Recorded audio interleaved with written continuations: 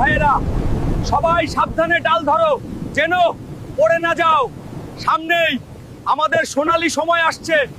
আমাদের আরো বড় হতে হবে, পাকবো, মিষ্টি স্বাদের হব। ঝড় তো থেমেই গেল।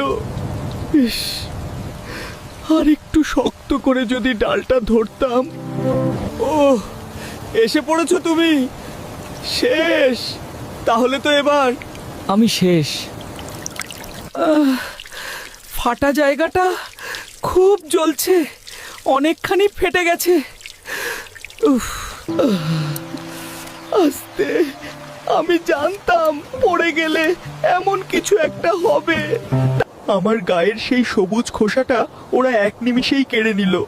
এখন আমি কতটা অসহায় তা কি কেউ বুঝতে পারছে?